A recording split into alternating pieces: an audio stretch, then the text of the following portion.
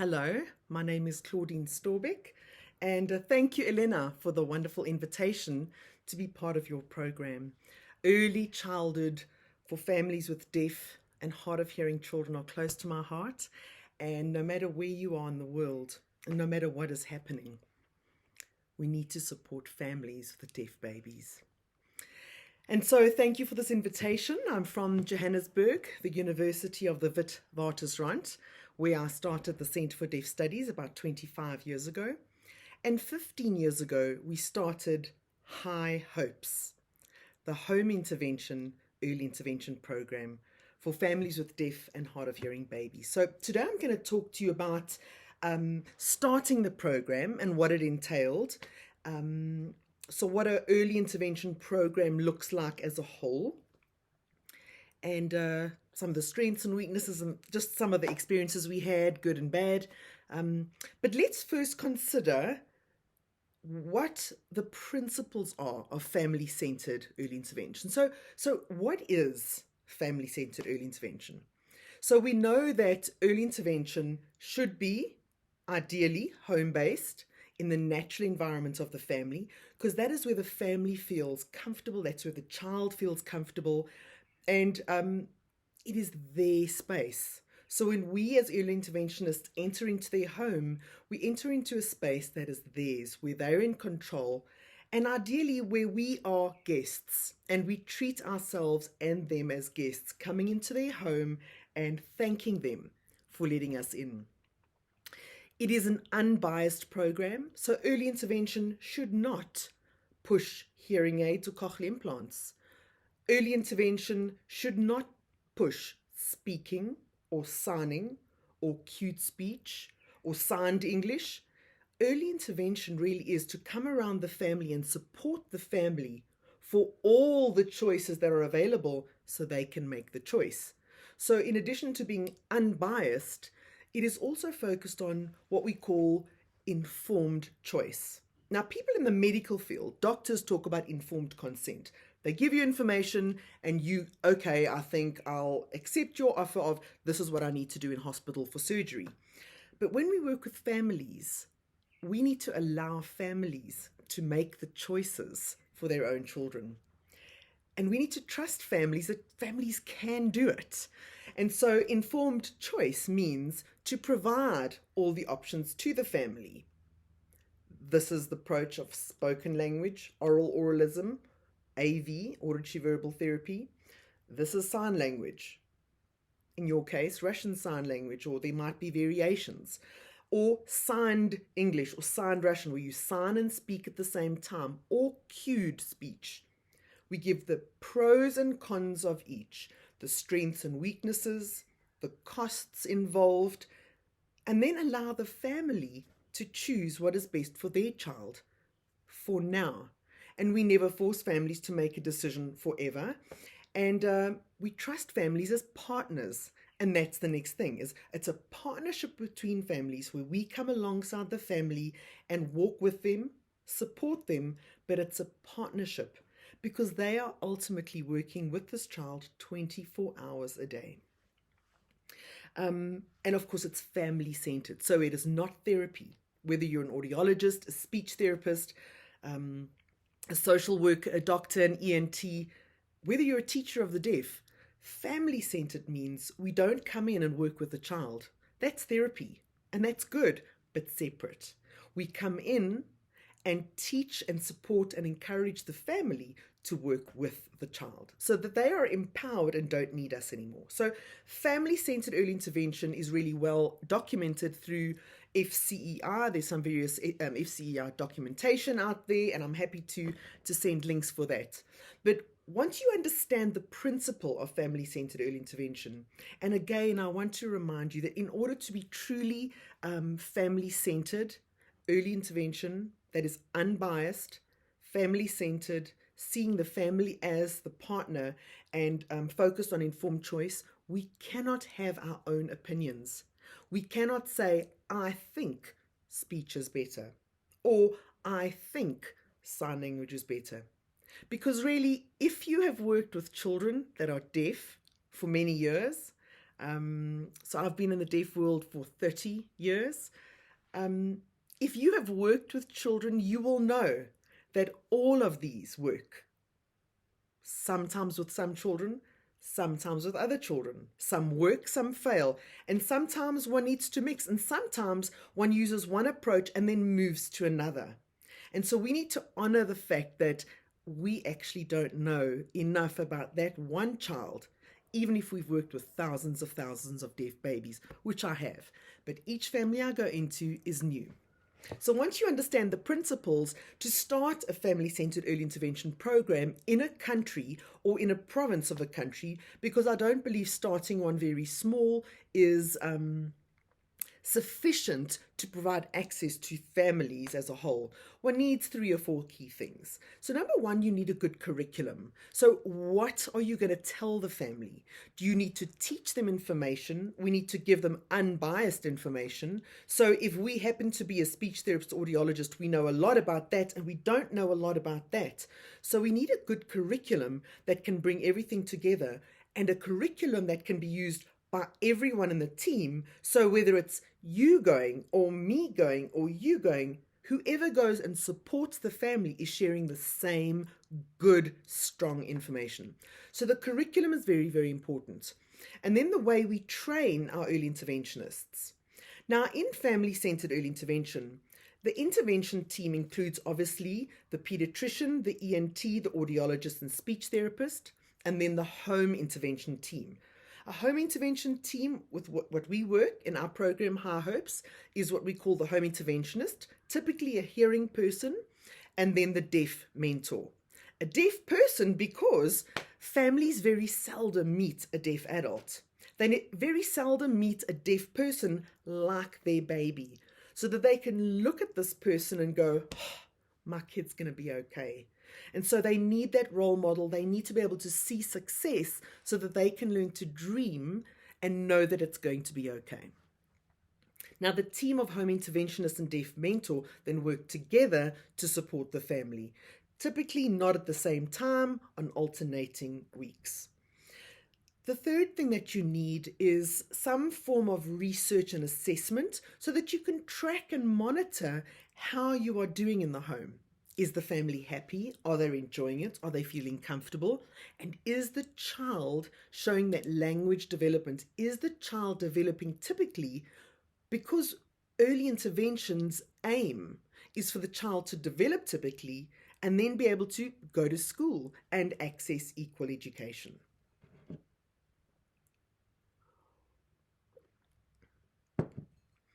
And in order for all this to come into place, in South Africa, we didn't have government support. In South Africa, we didn't have funding for an early intervention program. And a couple of places were screening babies in hospitals. One hospital, one clinic, one hospital, very, very minimal. And so I'd waited so long that I thought, I'm not waiting anymore. So I fundraised. I looked for places that would help us find money. And then I found the best curriculum that I could find, which is a curriculum called the Sky High curriculum. And it's a model of working with families that is unbiased, which is what I wanted. And so we trained home interventionists, and they have 2 manuals, this thick and this thick, with enough information in small little lessons that you can support and train a family for 3 years. So we ideally want to start supporting families when the baby is as close to birth as possible, just diagnosed, until the child turns 3-ish, so that they can then access early childhood play groups and start with a good language base. Now, home interventionists that we train, we want black and white. We want all colors, all races. We want our home interventionist team to reflect the country. So no matter what language the family is, we can send in an interventionist to provide support in the home in their own language. Because you know that when you are grieving, when you are sad, when you are angry, when you are emotional, even if you speak English, even if you speak Hebrew, even if you speak French, when you are grieving, you grieve in your mother tongue. And so we respect families to be able to grieve in their mother tongue and get the home support in their home language. The curriculum, like I said, you need the best curriculum because it cannot be reliant on the person going in. Some people are extroverts, some people are introverts, some people are trained as teachers, some people are trained. It should not matter who the person is. Every family deserves really good quality intervention, so everyone should be working from the same good curriculum. And many countries of the world have got very good early intervention, but have never had good curricula. They rely on the individuals, which I think is a problem. And I've challenged at many international conferences, and I would really encourage you to look at some good, solid curricula that have been written for babies birth to 3, but have been written focusing on the family. So it's aimed at teaching and equipping parents. The third thing was the research and assessment. So we like to assess our children's language development every 4 months. So we can assess a baby's language from the first 2 or 3 weeks of life. So whenever we come into the home, once the family's established, we like to establish a language assessment. And the language assessment we use, it doesn't matter which language you speak or sign. It's language-based, and so one can establish where the child is on the language communication continuum. And then we keep assessing every 4 months because the only bias we really have is for the child to be able to develop typical language, typically to become happy, confident children in a home where they have learned to accept, deal with the grief, have skills, and be able to be empowered to know how to be a parent of a child that is totally new to them. And then, of course, to have a system or a mechanism in place so that no matter where you are in the country, that you get treated in the same way. And so we started in one of our provinces. We have 9 provinces. And slowly but surely, we've expanded into other provinces. Currently, we're in 6 of the provinces, but it really is hard to have a national program that is what we call growing to scale. So we have still not grown to scale at a national level, but we are growing. I can tell you over 15 years, we have made many errors. We have, the families that I've seen, I sometimes think 15 years ago when I started, the families that I saw and the work that I gave them and taught them and shared with them versus now, but it was better than not having anything. So don't wait. Try and start an early intervention program as soon as you can, but it needs to be accountable.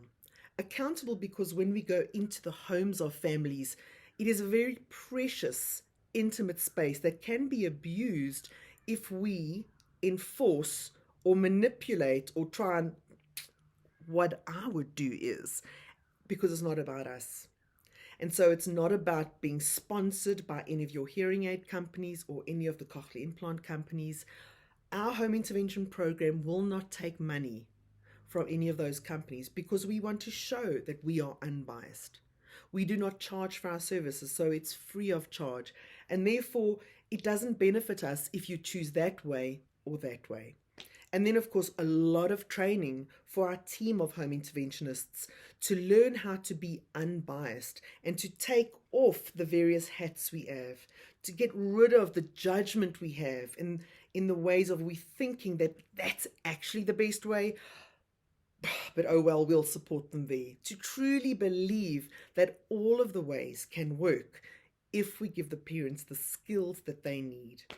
And then an early intervention program gives information, skills, and empowerment and emotional support. So there are various things we give to families, but the families have the choice to ask and guide and tell us what they need. So we don't come in as teachers. We come in as partners. So I usually sit on the floor in the home so that I'm lower than the family.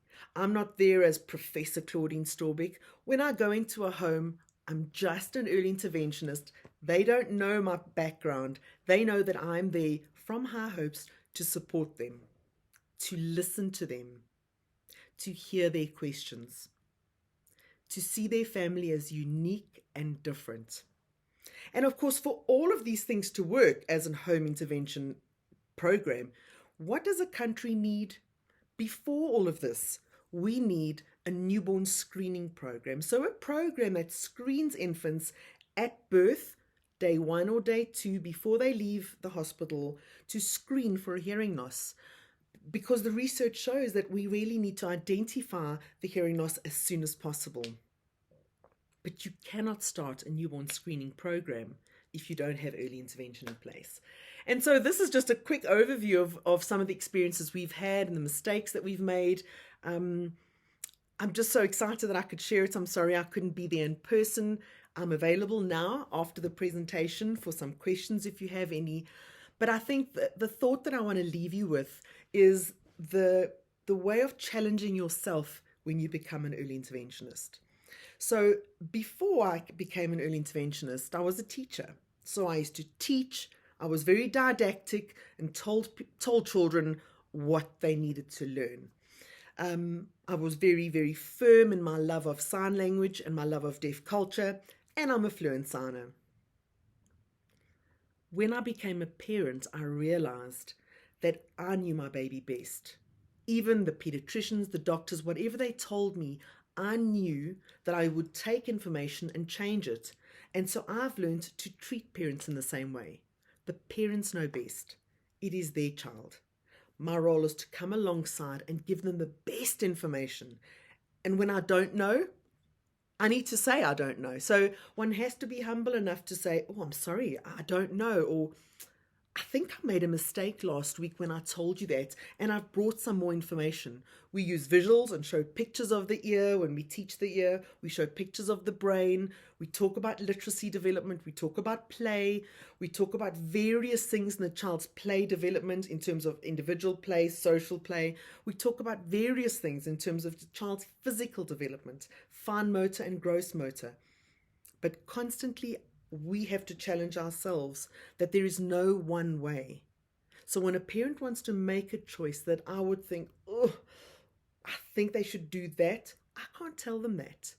Because as an early interventionist, we make a promise that we give families the choice to make information, make decisions. We will help assess, we will help track the child's language, we'll tell them the truth. So when I'm worried, I say that. When I'm excited, I say that. I never lie, and I never tell them things that they want to hear. So I always tell the truth. And we need to have wisdom. How does one teach wisdom? You can't. And so constantly seeking out the ability to teach information that is unbiased, to truly believe that parents have the right to make their own choices, that parents have the right to make their own decisions and mistakes. Of course, parents have the right to make mistakes. I make mistakes with my children all the time, but we learn from our mistakes.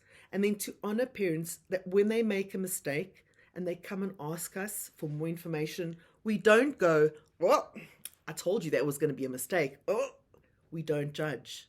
We say, that's a brilliant idea. Let's look at that. Of course, I'll support you. We've tried this, and now let's look at this. And so it's trusting families and putting families first. And the longer we are in early intervention, the more humble we become in knowing that we don't actually know. And the more we learn about deaf babies, where it's deaf, hard of hearing, unilateral, bilateral, whether they sign or speak, whether they do cute speech, whether they have cochlear implants or hearing aids, whether it's a deaf family who says they don't want hearing aids, to trust and respect that families are the partners, that they are the ones that live with this baby, and that our role is to come alongside this family and support them as best we can, with as much information, with as much honesty as we can. And therefore, we need a good, solid curriculum. We need early interventionists, hearing and deaf, that are powerful and strong. We need to be able to assess the children so we can share the information. And of course, we need to follow the key family-centered early intervention principles of being unbiased, family-centered, focusing on the family as partners, and of course, focusing on informed choice with the whole team that works around the family and the child. So thank you so much, Elena, for the invitation to be involved in your conference. This is so little that I've been able to share with you, and you probably know so much more in all the things that you've started and done in your country. But thank you so much that I was able to be part of you. And if you have any questions, let me know. Thank you so much for letting me share and be a part of your conference. Thank you.